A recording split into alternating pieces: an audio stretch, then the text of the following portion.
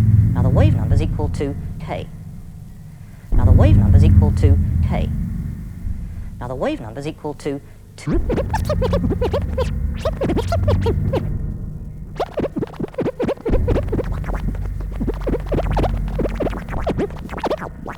pi divided by lambda. Now there's no new physics here, this is just a definition, and you'll see why it's useful in a moment. But let's go back to the snapshot and draw below an axis on which we can mark wave number k. Now the wave number, that wave,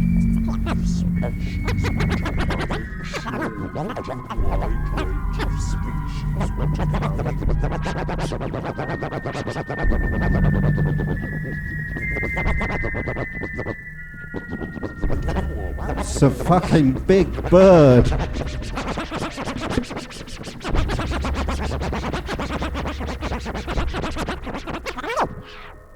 Wave number of that wave, that's 2 pi over lambda, is marked here.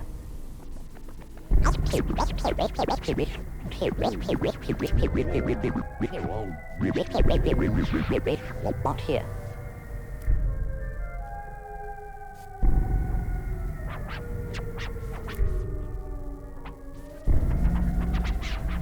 In the noodles. Now the height of this line is equal to the amplitude of the wave. Well, now let's consider another wave. Now this one has a different wavelength. So it has a different... It has...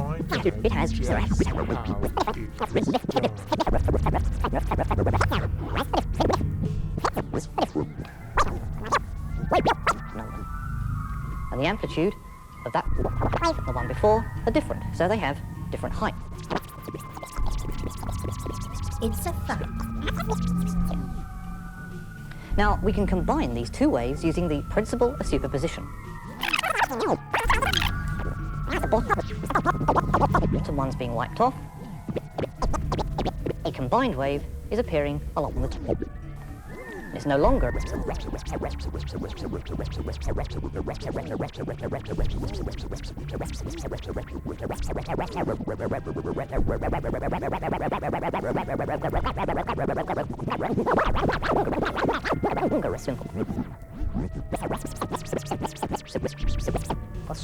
little sine wave there. It's very localized though in this region here.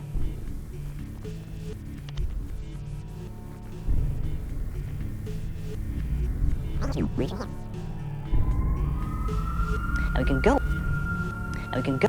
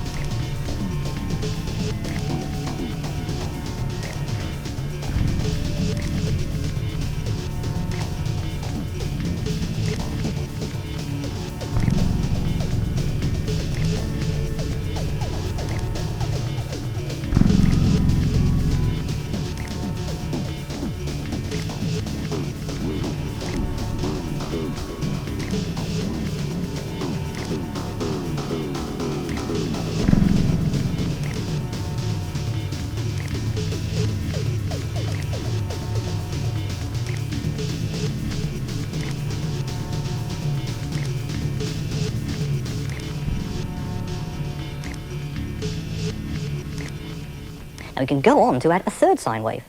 This one has a slightly higher wave number, and it has a different amplitude too.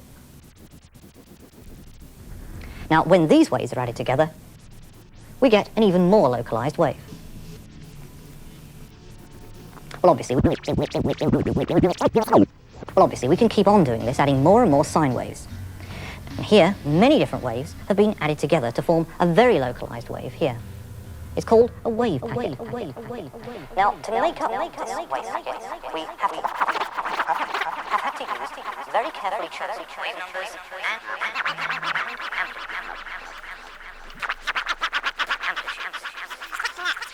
and amplitudes. That's a very important point. Now, these ideas are completely true.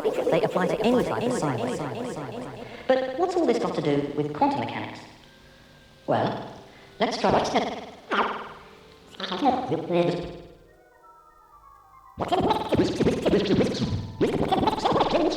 all this got to do with quantum mechanics? All this got to do with quantum mechanics.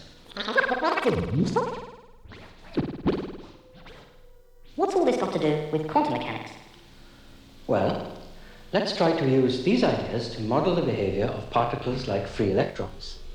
After all, a wave packet does have a sense of lumpiness, like a particle, and evidently it has wave characteristics. Now, what's the significance of this wave number? Now, what's the significance of this wave signal? Of this wave signal? Of this wave signal? Of this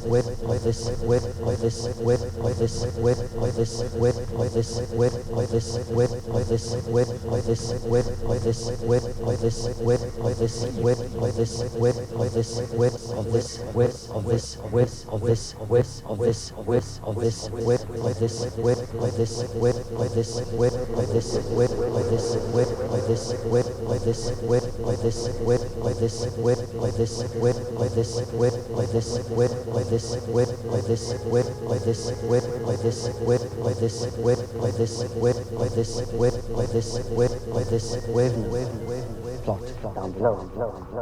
Well, wave number is defined as 2 pi over lambda. So let's use the de Broglie formula. This gives me k equals 2 pi over h times p sub x. The suffix x here is because we're measuring momentum in the x direction. But the important thing is because h is constant, this shows that wave number is directly proportional to momentum. So I can relabel this axis as momentum. Now what about the top graph? It's obviously telling me something about the position of the electron. But I must be very careful how I interpret this. What's the connection between these mathematical ideas and the real object, which is a message?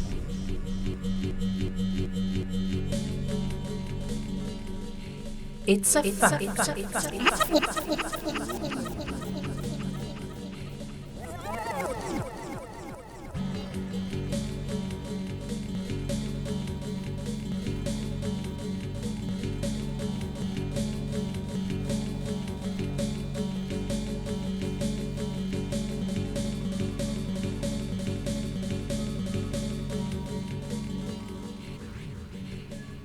fact. Bird watching is addictive.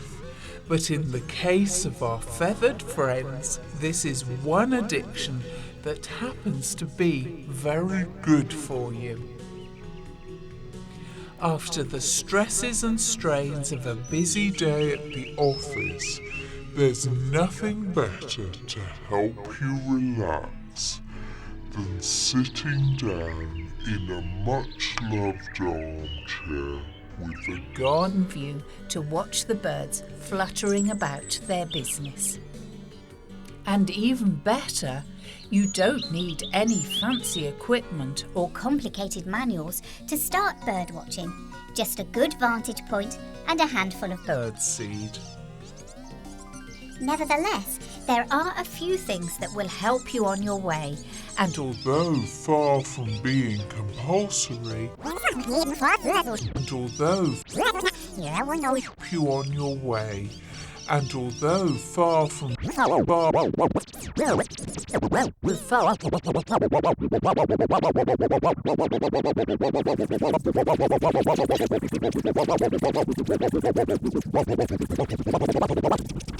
being compulsory, will probably bring you better results from the outset.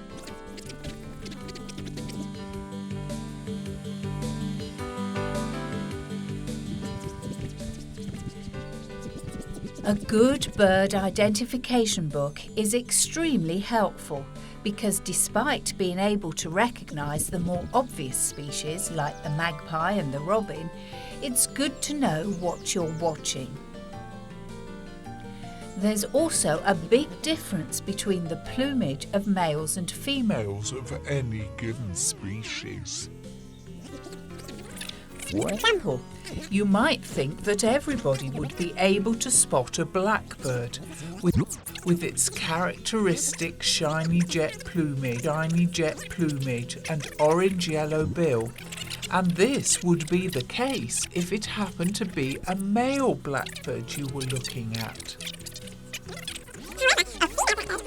Streaked plumage and much duller bill can be far trickier to identify.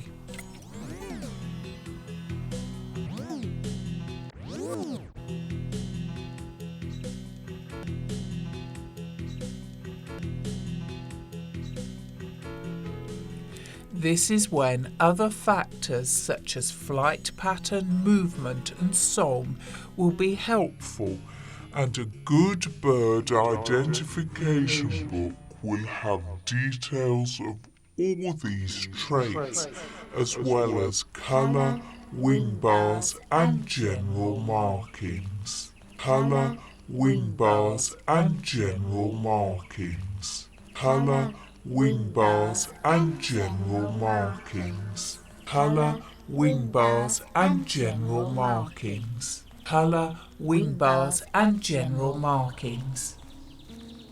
We'll take a closer look at colour, wing bars and general markings. We'll take a closer look at basic bird identification a little later, with a visual guide to the species that you are most likely to entice to your garden bird table with the attraction techniques featured in this program.